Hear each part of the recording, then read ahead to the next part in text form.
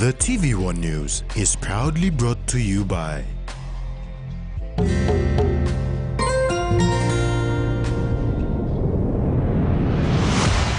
BSP, our bank, our people.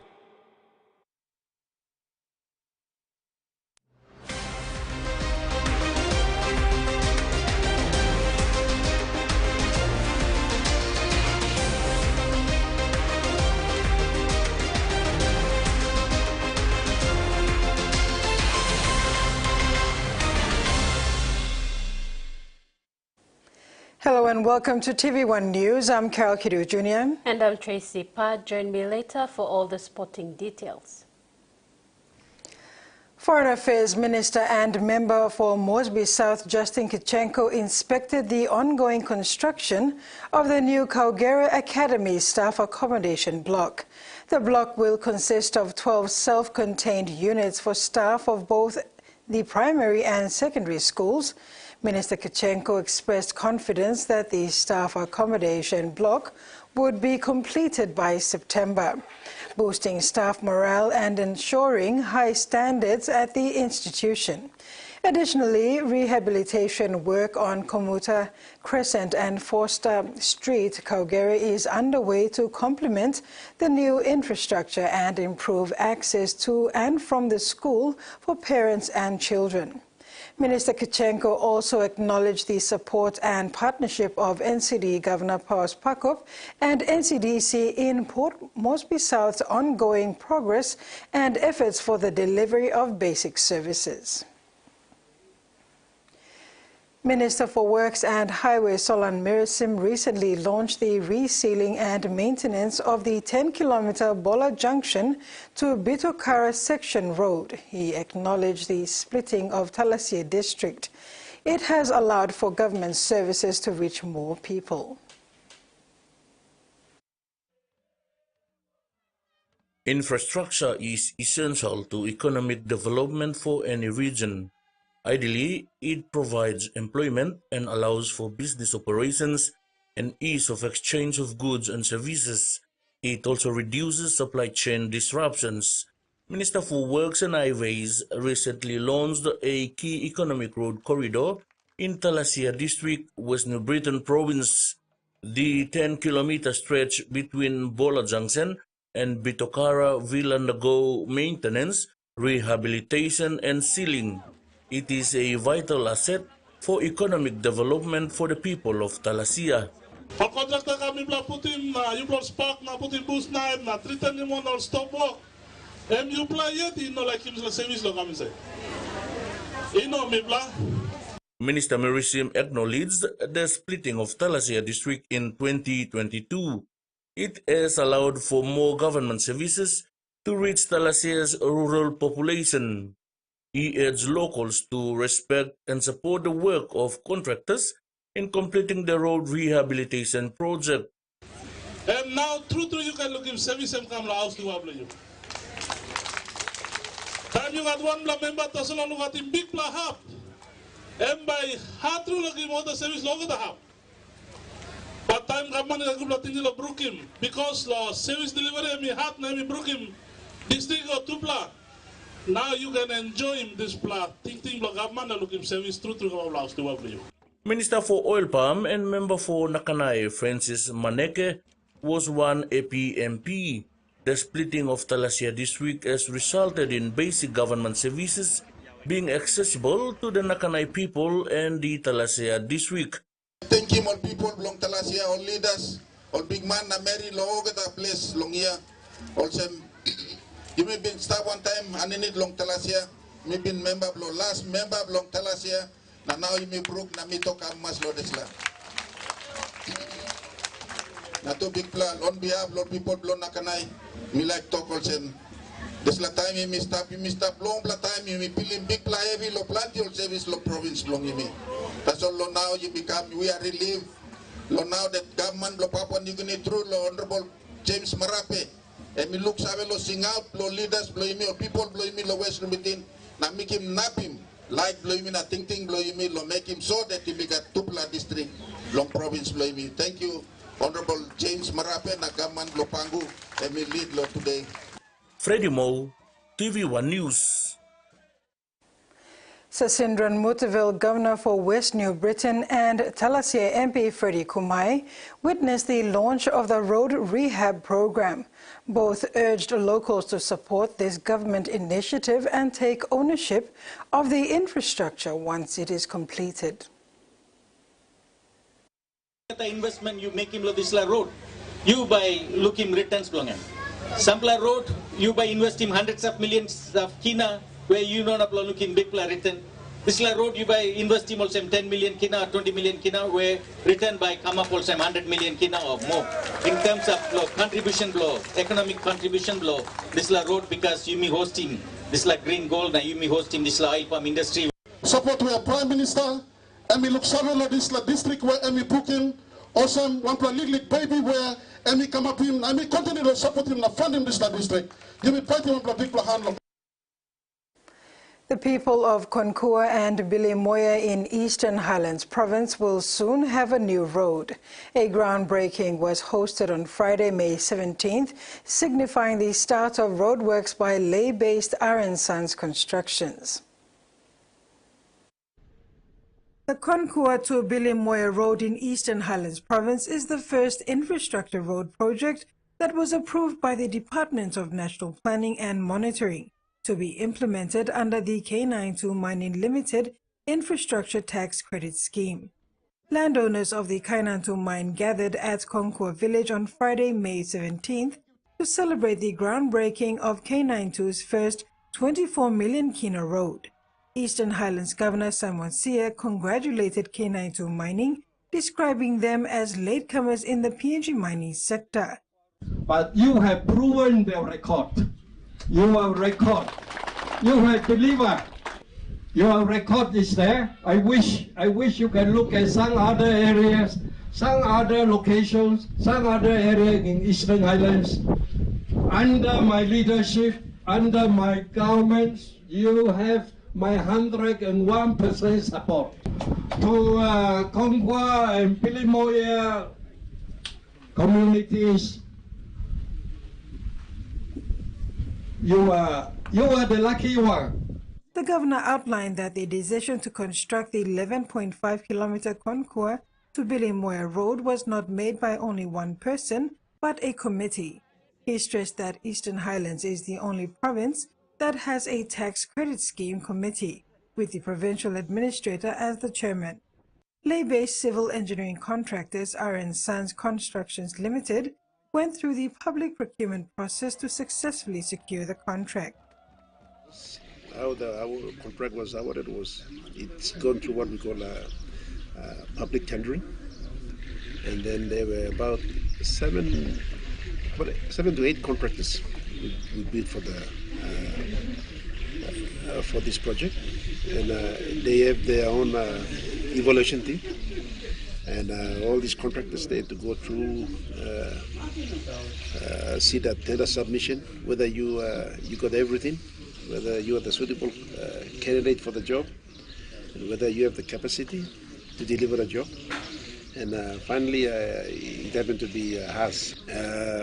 The contract value is actually, it's for what we bid is about 20.4 million, but in total the value is about 24 million, because there's some others which just to cover the overheads, not landowner issues and all the others. So time period for the project is 24 months. But that depends on what our contractor is going to work and how we're going to deliver the project. If we can get everything together, we can deliver this in less than that, say 18 months. Carl O'Cook, 46, from Simbu Province, was arraigned by the Waigani Committal Court today for misusing 5.5 million kina in land acquisition for land portion 310 belonging to the landowners of Ihu District of Gulf Province. The 46-year-old Carl O'Cook from Gombagol Village, Simbu Province, was arrested and charged for misusing 5.5 million kina land acquisition for land portion 310 belonging to landowners of the EU district in Gulf province. He was charged with 1 count of conspiracy to defraud under Section 407, subsection 2C, 1 count of money laundering under Section 508B, subsection 1B, and 7 counts of misappropriation under Section 383A of the Criminal Code Act. Okuk was detained at the Burka police station and released on a 10,000 kina bail. Police alleged that on August 9, 2023, Johannes Moruhak, with the help of Maria Family Land Management Services representing the landowners, laid a complaint with police after finding out that the 5.5 million kina check was released by the Gulf provincial government for land portion 310, which the landowners were unaware of. It was alleged that the first accused, Hilda Lovati Kekeao, claimed that she was the sole owner of the land.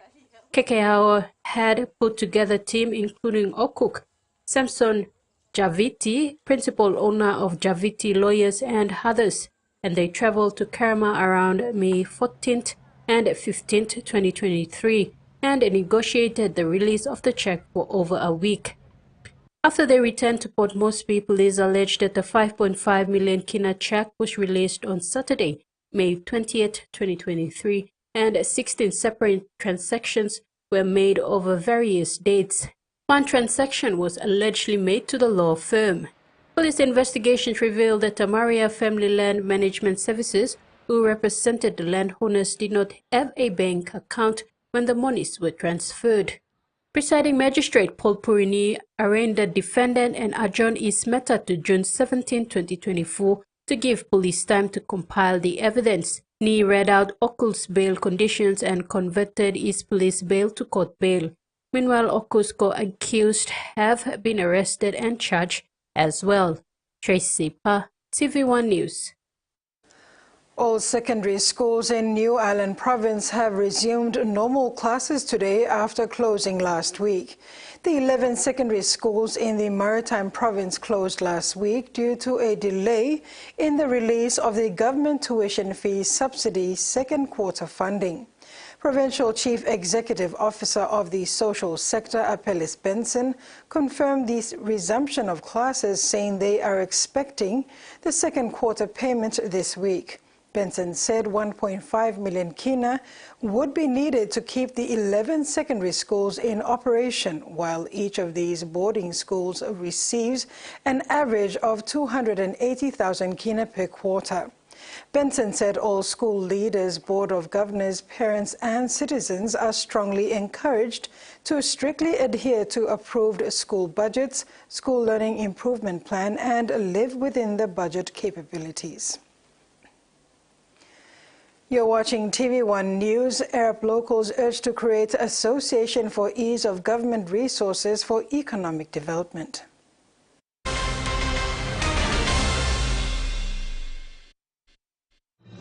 Experience a convenient and smarter way to do your banking with BSB Mobile Banking. You don't have to leave the office or your home to pay for bills. You can view your account balance, transfer funds, top up phone credits, or purchase Easy Pay units wherever you are. Visit your BSB branch today to register now for BSB Mobile Banking. BSB Mobile Banking, the smarter way to bank. BSB, our bank, our people. Hiya, Mama. You wait then, but me add him special flavor. Put in more flavor, put in more taste. Magical karu, get up a big smile on face. Time for kim chicken, a great kumutu. Sip, sip, the moo, yes, magic on you. Maggi, the taste PNG loves. Open net.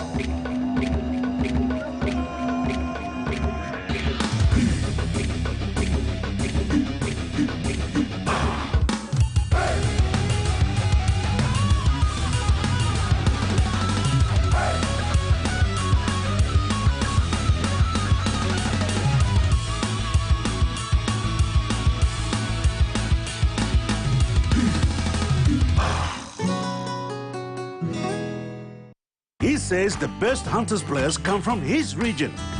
So does she. But there's one thing that brings everyone together.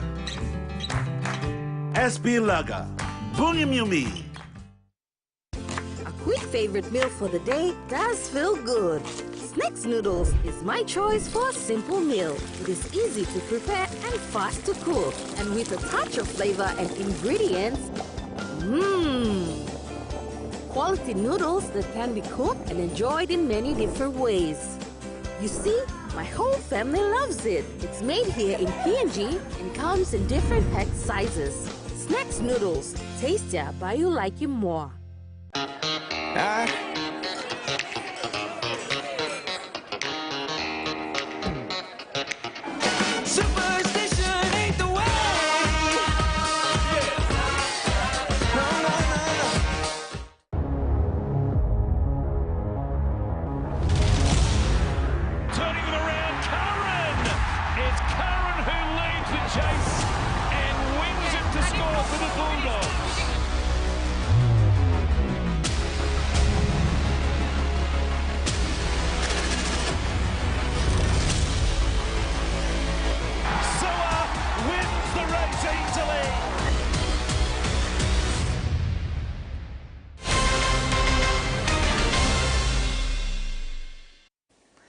Welcome back. The Huon Gulf District Development Authority is sending a team to the flooded Morabe Rural LLG to conduct a preliminary assessment. Houses and schools were submerged by the early hours of Saturday morning after a heavy downpour that started the previous night. Food gardens and water sources are underwater while those affected have moved to higher grounds. This morning, Huon Gulf District Administrator Andrew Nemuyes said their team will be there to assess the extent of damages after the Warrior River overflooded. After that, they will be able to identify what the affected people need. He also said they will evacuate all public servants from schools and health centers to Morabe Station and then onward to Lae. The assessment report will be sent to the district administration and stakeholders on the extent of damages, the number of displaced families and casualties. The Evangelical Lutheran Church Pentecost in Upper Erap, Buana district of Morabe province has been urged by the Nawai District Development Authority to support the formation of associations in order to ease the flow of resources into economic activities. Nawai District Administrator Buds Botiki and local MP Theo Pelgen visited the Bible camp being hosted by the local St. Gimafa Parish and donated food. They also gave some funding and a truck to the local community to support agriculture efforts, including transporting goods to the market.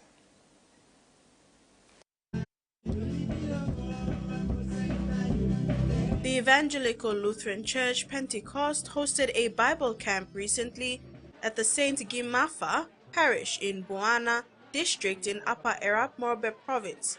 The church has been holding Bible camps for 4 decades. This is the 3rd time St. Gimafa Parish hosted the camp.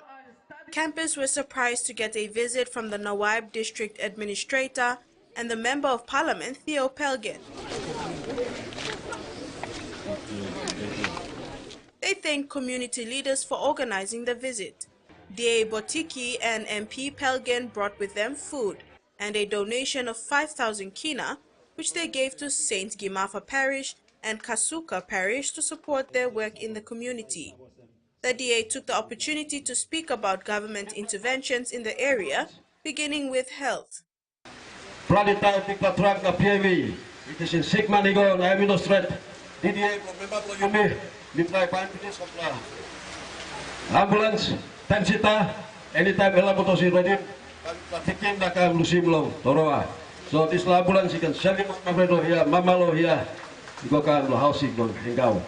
DA Botiki also reiterated the support of the DDA towards the Arab Rural Coffee Development Association The support was the donation of an open-back Isuzu truck and 50,000 kina to assist coffee and cocoa farmers transport their produce to markets. MP Pelgen acknowledged the church for the work it continues to do in the community and encouraged them to help in setting up associations in order to ease the flow of resources into various economic activities. Workflow association look out in community. Association come up, me pula organ time a stable backside association. Suppose heavy come up behind next year, like in Middle helping, me pula stable backside from you. If the association is successful, community is successful. Jasmine Nero Jack, TVWAN News. Due to the social and behavioral fall in many schools in PNG, Mission Aviation Fellowships is working towards changing that by putting Bibles in the hands of teenagers in the country. 2,000 Bibles were delivered in Ginitoka High School in Goroka and 1,000 Bibles to Asaroka Lutheran Secondary School in the Eastern Highlands Province by the MAF Technologies team based in Goroka. Students and teachers were encouraged to read the Bible, understand its teachings, and set their goals and dreams with some spiritual guidance. Principal Asaroka Lutheran Secondary School Jim Jujumo emphasized that many schools in PNG are struggling to deal with students' behavioral issues like disobedience, disrespect towards teachers or peers have disrupted learning. Octedi Mining Limited recently welcomed the Minister for Mining Delu Mugua and the Minister for Works and Highways Solan Mirisim for the Minister of Mining's inaugural visit to the site. The visit, held on Monday 13th May, provided an opportunity for the ministers to gain insights into the mine's operations, appreciate the challenges faced by OTML, and explore how the government can support its continued success. Earlier this month, Octedi Mining Limited hosted the inaugural visit of Mining Minister Delu Mugua alongside Minister for Works and Highways Solan Mirisim. Minister Mugua highlighted the government's pride in OTML's achievements, noting the company's recent renewal of its special mining lease. He said, "My visit aims to understand plans for mine life extension and ensure government support for OTML's ongoing operations. Emphasizing the mine's national importance as the Minister for Mining, it's crucial to visit this state-owned mine to see firsthand the work being done." The delegation, including the ministers and OTML's executive leadership team, toured the mine site and mill operations, witnessing the daily activities and ongoing improvement efforts. Acting Manager Director and CEO Ellen Bong underscored OTML's significant contribution to the nation, praising the exceptional production and safety performance achieved this year. Bong said, "Octedi is a proud 100% nationally owned company, and we strive to mine responsibly to deliver sustainable benefits to our stakeholders." The ministers were impressed with the advanced knowledge and technology used to operate the mine safely and effectively. They pledged support for OTML's board and management, aiming to extend mining operations to 2050 and beyond, recognizing the mine's critical role in the regional and national economy. The Community Development Agreement negotiations on the Pogera Mine project is underway in Wabig, Enga Province this week. The CDA process gets off the ground this week after the Mining Minister, Mugua Delu, and Mineral Resources Authority, including stakeholders, and New Pogera Limited launched the CDA last week. The process and negotiations will take 2 to 3 where landowners of the impacted Pogera mine areas meet the stakeholders to negotiate benefits deriving from the Pogera mine. Minister Delu said the CDA is a government process that is catered for under the Mining Act 1992 and various other laws, and in the negotiations would hence be guided by these laws, and urged stakeholders to negotiate within the ambits of these laws.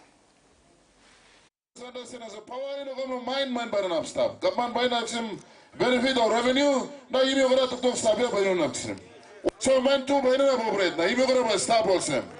Ibe ko na equal right. Me like talk as CDA process long UV long program and me open. Me declare him open. And now the finance news. The kina closed unchanged at $0.2612 in the interbank market. At Bank South Pacific, our kina was buying $0.2537, $0.3760 Australian dollars, €0.2258 and 39.22 Japanese yen. Looking at commodity prices at New York close. All closed the day higher except cocoa, which closed the day lower. And on the stock market, the Dow Jones closed higher, the ASX closed higher, and all ordinaries closed higher as well. TVWAN News continues after the break with news making headlines overseas. Stay tuned.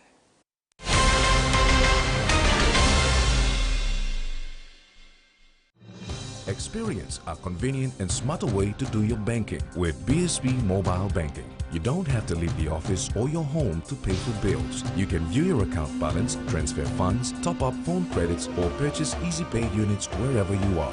Visit your BSB branch today to register now for BSB Mobile Banking. BSB Mobile Banking, the smarter way to bank.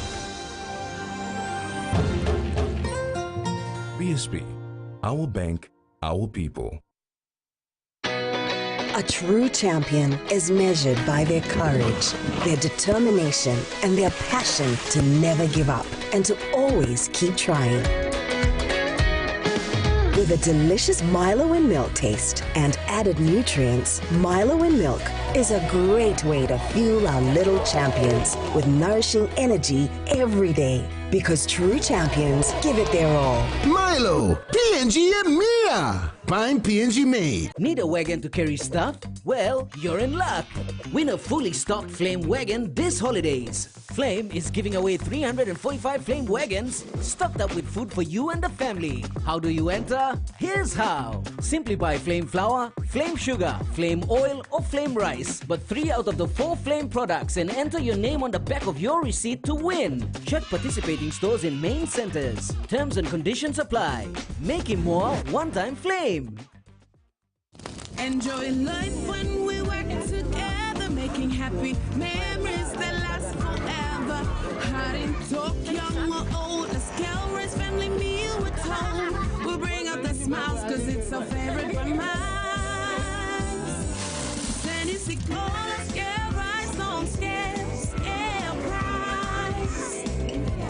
Tennessee cola, scale rice on scale price. Amber, you like it? Beauty is my business, but beauty sure is a tough game. Filters are great, but great skin, better. And that's why my skin deserves the best.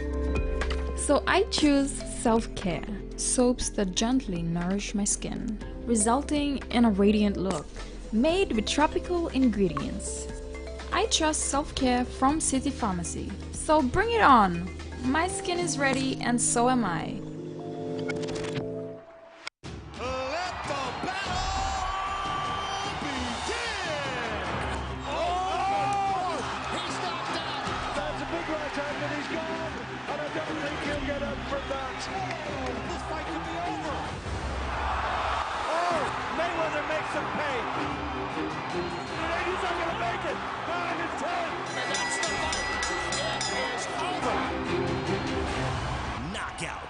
Only on Fight Sports. Retro, showing all your favorite hits from the past. Monday at 7 p.m. Tune in to watch the old hits from the 70s, 80s, and 90s. Join us for a retro music party every Monday at 7 p.m. on TVWAN.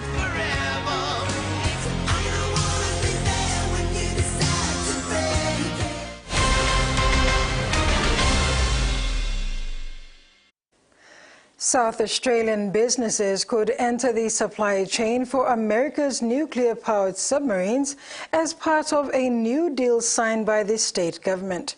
The partnership was announced by Premier Peter Malinauskas in Virginia during a tour of America's largest shipbuilder. It's part of a push to prepare SA's workforce to build the AUKUS submarine fleet at Osborne. In Virginia. I'm going to let you kind of take the helmet over here. Welding new ties between South Australia and the US. Every opportunity we can get from an experienced shipbuilder like HII is something we simply must grab. The shipbuilder has agreed to help South Australian companies enter the nuclear-powered submarine supply chain before the first AUKUS vessels built at Osborne are delivered in the early 2040s. While it will take time before parts start getting produced that appear on the SS and AUKUS submarine, there isn't a more immediate opportunity to participate in the Virginia-class program. We really look at AUKUS as an opportunity to enhance the industrial capability of all three partner nations. Defence experts say the deal gives local welders, machining and fabrication companies a pipeline of work sooner to avoid a potential valley of death. We need the skills to start to be developed now because these are really high-tech skills that currently don't exist in Australia at all. But with an estimated 4,000 workers needed to design, then build submarine infrastructure at Osborne, the Premier says it's a race against the clock to train people in time. You've got to walk before you can run, but I think it's fair to say that when it comes to South Australian industry, they're walking pretty fast. Frankly, Australia industry is quite strong. It is very capable. It is not a capability issue as much as it is a scaling issue. Mr Malinauskas will spend the rest of his US trip meeting with congressional and industrial leaders in Washington before touring America's other nuclear submarine construction yard in Connecticut. French Marines are patrolling New Caledonia, which local authorities say is calmer after days of deadly riots. But concerns are mounting about access to medical care and food on the island.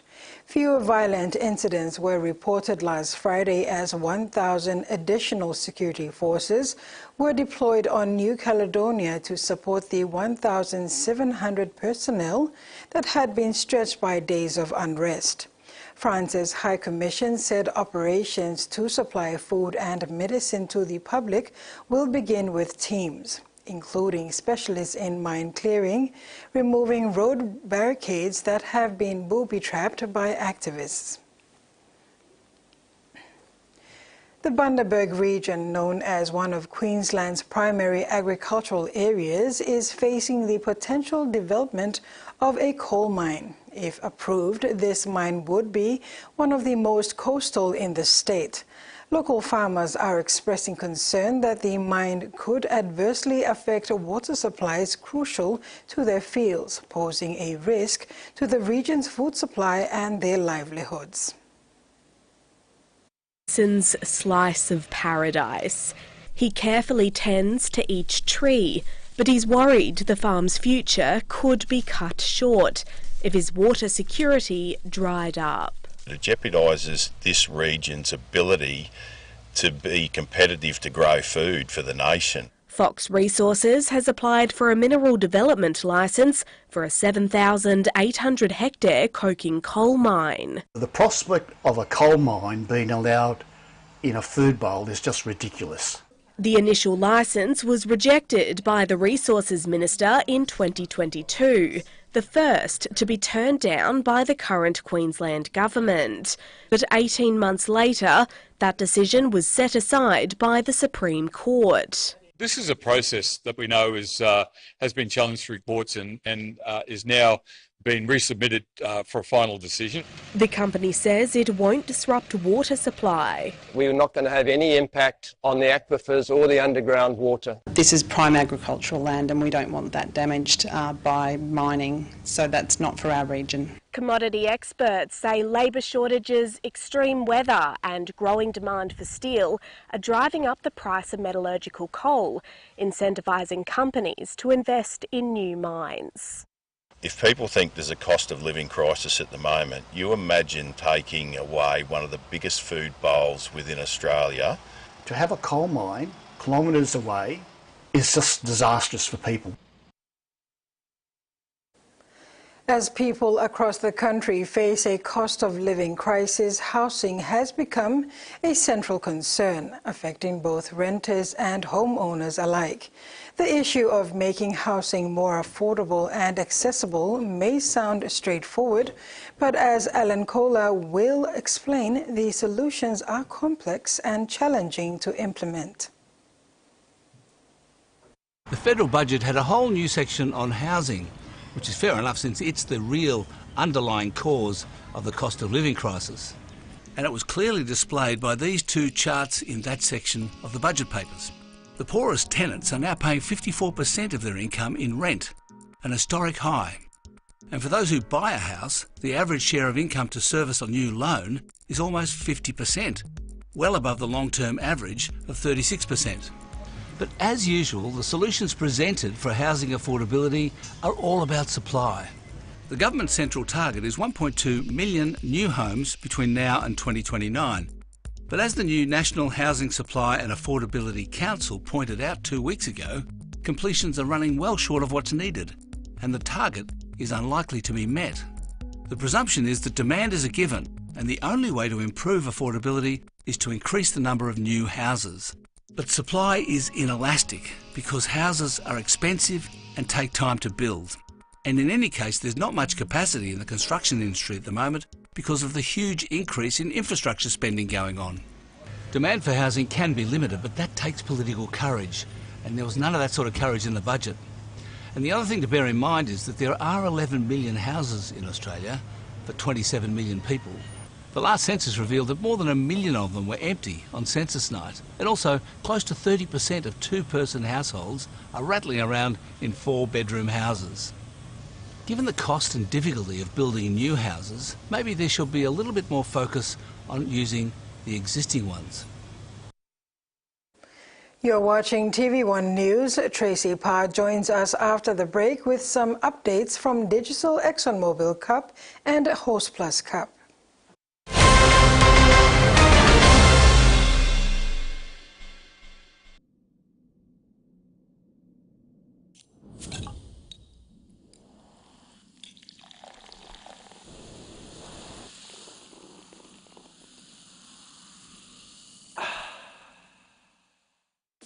Are you ready to meet the best version of yourself? The one with the bright, confident smile? You've got to take pride in how good you look, how fresh your breath smells, and how great you feel. To boss it at work, to be your best for uni, or to catch the eye of that special someone. You've got to brush up your vibe with whiter, healthier, brighter teeth. Brush up for confidence with Colgate. Hi, I'm Chef Jules Henow, and this is where my true inspiration for cooking started. Like most of us, I learned to cook from my mum. Nothing beats simple recipes where fresh local produce is at the heart, especially when it's a home-cooked meal, prepared and shared with the ones you love. And in PNG, no meal is complete without rice. And my choice is always True Guy. True Guy, true inspiration through generations. The Power Play Awards Papua New Guinea are back. Launched by ExxonMobil to recognize its valued external partners, the program celebrates the accomplishments of exceptional women and the men that support them across both the LNG and decarbonisation industries. Are you Papua New Guinea's next power player? Applications now open across 4 categories: the Rising Star, the Low Carbon Accelerator, the Ambassador and the Pioneer. Visit pnglng.com to enter today. Life is filled with unexpected twists and turns. But as a public servant, your healthcare, life insurance, and family security matters most. Introducing the Public Service New Care Association, PSNA. Your life's partner in healthcare, life insurance, and guaranteed financial security. With PSNA, you receive quality healthcare services and immediate payment coverage using our smart card. Join the Public Service New Care Association today and experience the benefits that matter most. We are here for you today and tomorrow. PSNA, your partner in health and future security.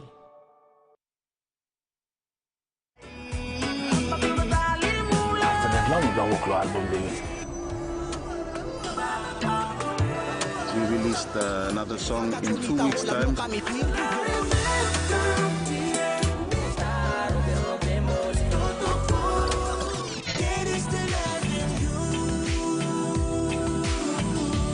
Well, that was the double play for this week.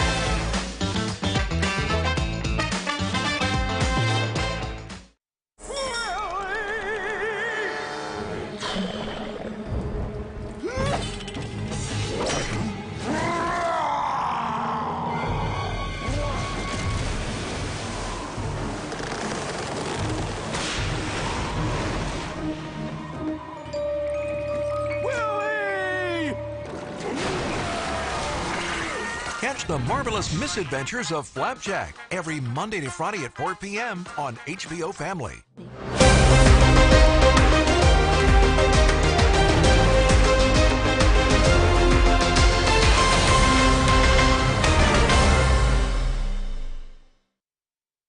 Welcome back. Week 4 of the 2024 Port Moresby Rugby League season proper continued over the weekend at the National Football Stadium Oval 2. Current competition leaders Cornstorms and Royals have maintained their winning form in the men's A grade, while Dobo Warriors and Paga Panthers remained undefeated in the women's competition. For the under-20 boys, Defence and West topped the table after round 4.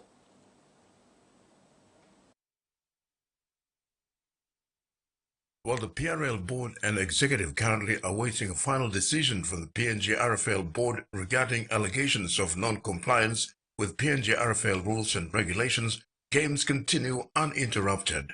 Heading into week 4, round 1, the Port Moresby Rugby League has maintained a 12-club competition this year after the suspension of Brothers and Souths in 2022 for serious disciplinary issues. Weekend matches are being scheduled for Friday, Saturday and Sunday in under-20 women and senior men. Round 4 kicked off on Friday. In the main men's A-grade match between Tarangao and Magani, it was a low-scoring game with both teams corners in the first half. The seesaw affair continued in the second half before Tarangao scored an unconverted try to take the lead 4-0. Both teams stayed in the grind for the final stanza, but squandered a number of opportunities through poor ball security. Magani fought their way back into the contest with a converted try and a field goal, but to no avail as Tarangao prevailed in the end 10 points to 7 at full time. PRL match coordinator John Mawe said competition has been running well, with all 12 teams fully complying with all competition requirements and expectations so far. As going back to the last 2 years, we're still with the 12 teams, or 12 clubs, if I can say.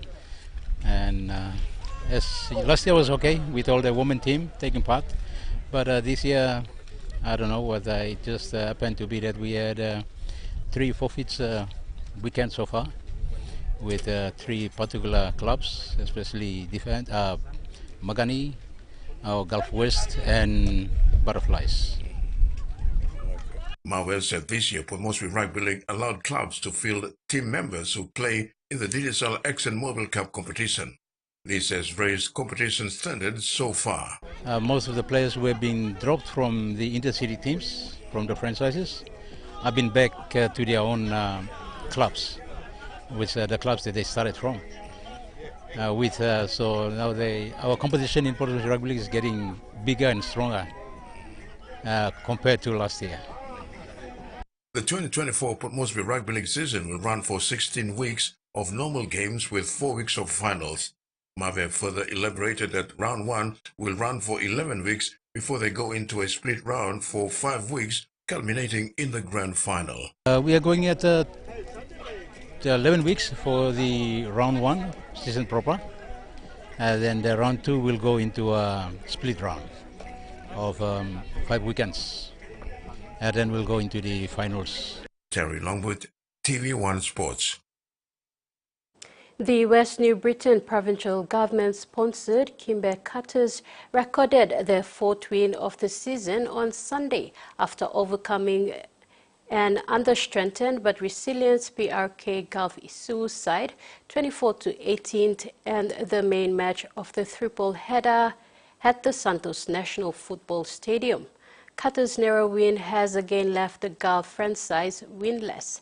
Since the 2024 Digicel ExxonMobil Cup season started, a far cry to their reasonable winning track record over past 3 seasons under current head coach Roger Laka. Another tough day at the office for the young and inexperienced Gelfiso outfit, who bravely fought throughout the entire 80 minutes to stay in touch with their West Indian opponents, but again fell short by a converted try. Lack of good game management, direction, and control in their spine left a lot to be desired, while their forward pack did not have the impetus to challenge the Qatar's pack, both in attack and defense. Qatar's coming off a heavy loss against NCDC Vipers last week looked very ordinary, with a lack of intensity and good coordination in general play that could have cost them the game. From the outset, both teams were guilty of too many unforced errors and the lack of control in their execution. Qatar's snippy number 9 and man of the match Jethro John had an outstanding game, bagging a double in the second half to get the Qatars home. He so showed great resilience to stay in the fight and would not die wondering when they led 14-12 heading into second half before the Qatars wrestled the lead back for the 24-14 scoreline. The understrength ISO side led by lanky winger Kenny Lahore, fullback Michael Timothy and centre Rayvat Vincent, while up front they had the services of Captain Jesper Kumo, Azruddin Sakaya and Joel Torombe of the bands. With the time running out, ISO's perseverance paid off with a late try to end the match 18-24 Qatar's favour. Qatar's coach Albert Paddock said it was good to get a win, but was not impressed with some of the referee's calls, which could have cost them the game. Moving forward, he said they would go back to the process and fix up their discipline and defence before their next game.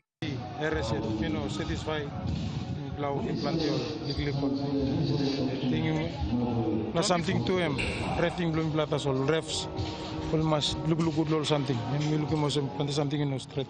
Nine. Ting dislawi kem bam blago back, woklol areas ken bam bla police ma. Ting attitude belum platasol lug kim putol something ya. And need look police up and dislawi ready lo next game belum bla. Thank you. Match belum bla so astrom bla game bla play, but big sanu sem bla kamu ma. Mbla managim ole mbla ko plan toleras vat mbla managim lo kam disfana kamu mye second half mbla kam chedam coach to mbla wat lo ke me execute mbla executive in chelo second half like combine to bla apps lo mi lo opening wide kind of same so em wat dem to mbla lem mbla execute lo second half. Terry Longwood, TVWAN Sport. After an emphatic 5-game winning streak, PRK Mendy Muruks finally scrambled to their first defeat of the 2024 Digicel ExxonMobil Cup season after going down to the revamped defending premiers KMH Muruks 22-14 in Leh on Sunday. At halftime, Muruks were leading 12-10 before Miox drew level 12-all after a successful penalty kick early in the second half. Miox dominance continued for majority of the second stanza, piling on 22 more points. That left the competition pace setters Muruks wanting until full-time 22-14. After round 6, Muruks remained clear, leading to the competition table with 10 points, while Vipers and Qatars shared second and third placing with 8 points apiece. Fourth place, Gurriers are on 7 points. Fifth place, Tigers. Sixth place, Miox. Seventh place, Tumbe. Eighth place, Wigmen. And ninth place, Eagles. All have 6 points. Tabaris follow with 5 points. Lahanis with 4 and Isu yet to collect points. There are 6 more regulation rounds before the final top 6 teams are decided.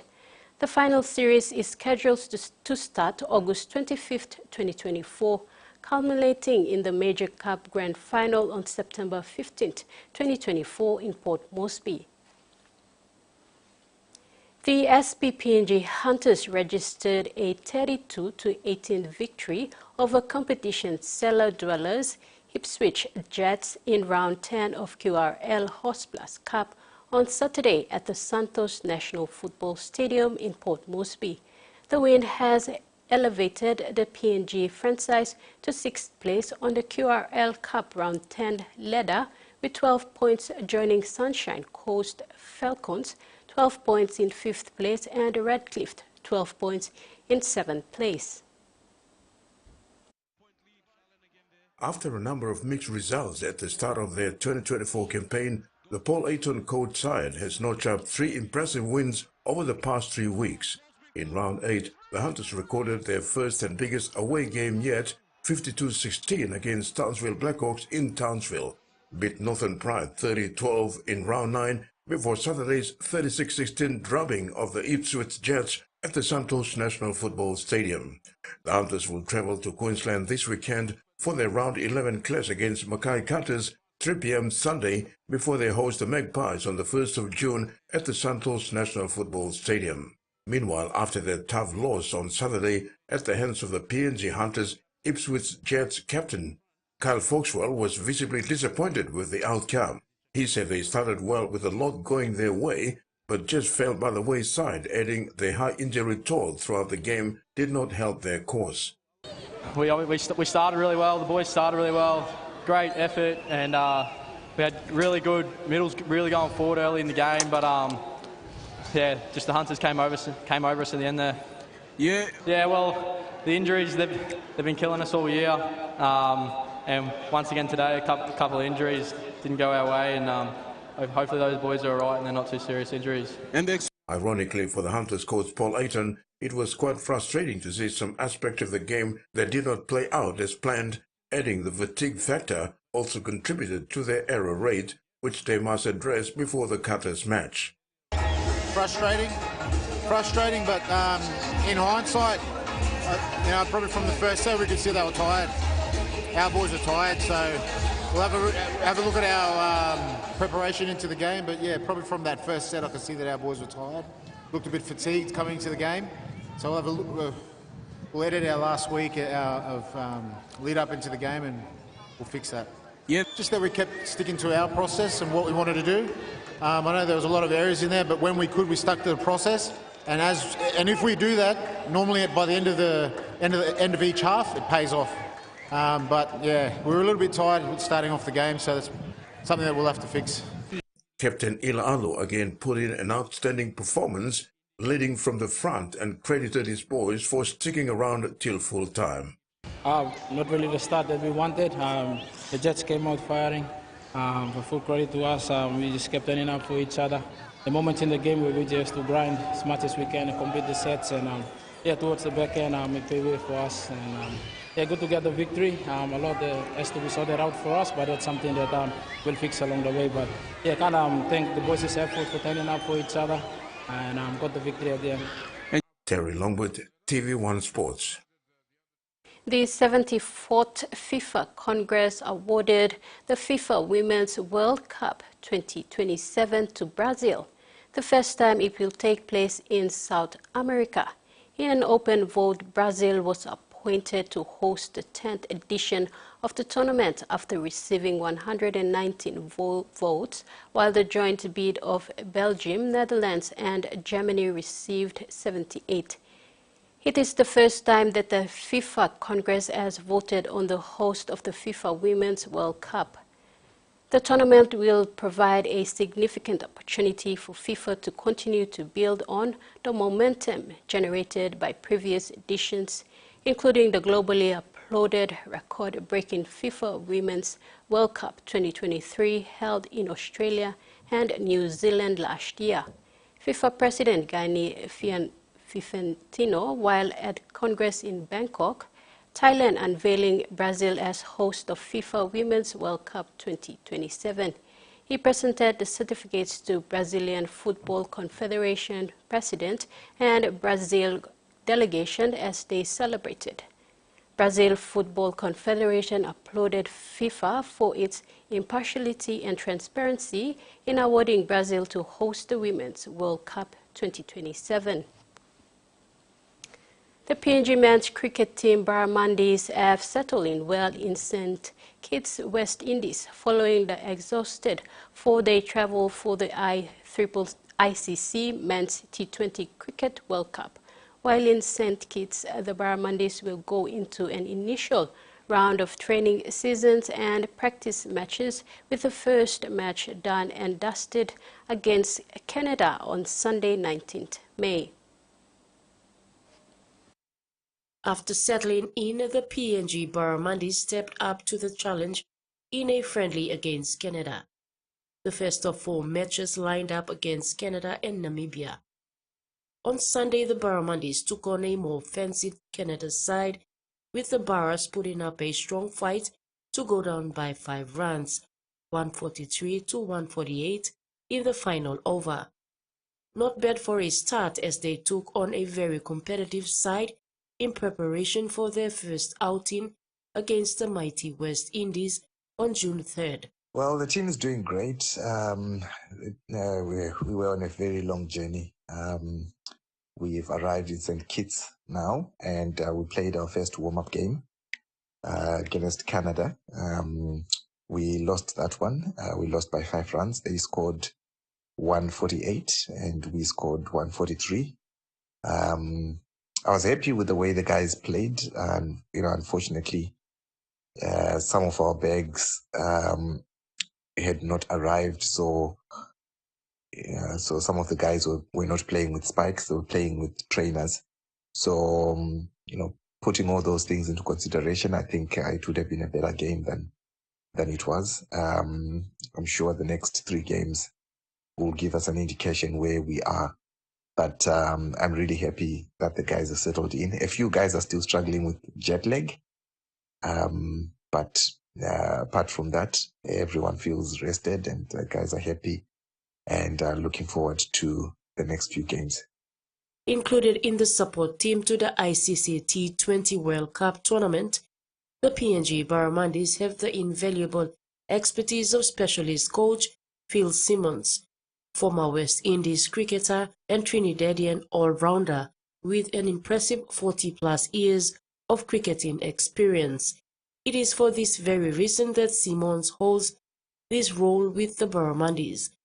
Now back on his home territory, where he had played as a youngster for the West Indies, now returning as a specialist coach. Simmons says the Barramundis' energy is unbelievable, heading straight into training and practice matches. He believes head coach Tatenda Taibu will lead the team to some good results, adding that it would be a tough test against some of the greatest countries in world cricket. Susan Oriape, TVWAN Sports. That's it for sports. Over to you, Carol. Thank you, Tracy. And now the weather forecast for the main centers for the next 24 hours.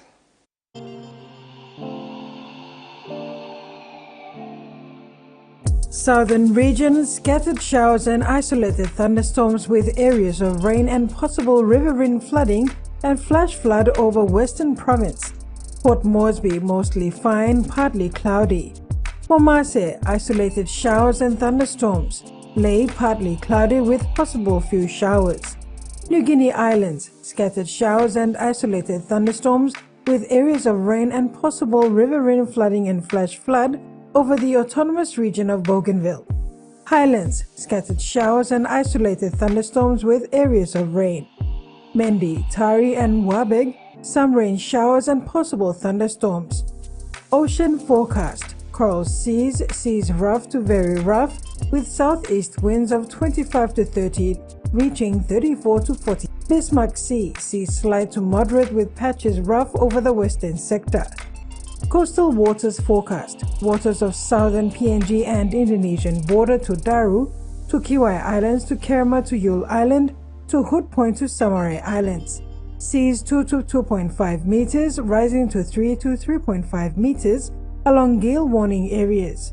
Waters of Samarai Island to Cape Vogel and all Milimbe Islands, seas 1.5 to 2 meters, rising to 2.5 to 3 meters along warning areas. Waters of Finchafen through Vitius Strait to Siasi and Long Islands, seas 1.5 to 2 meters, rising to 2.5 to 3 meters along warning areas. And that ends another edition of TV1 News. Thanks for your company. Bye for now.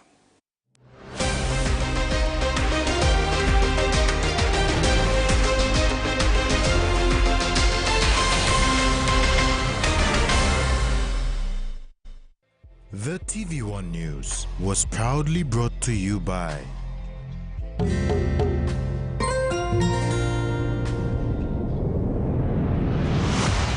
BSP, our bank, our people.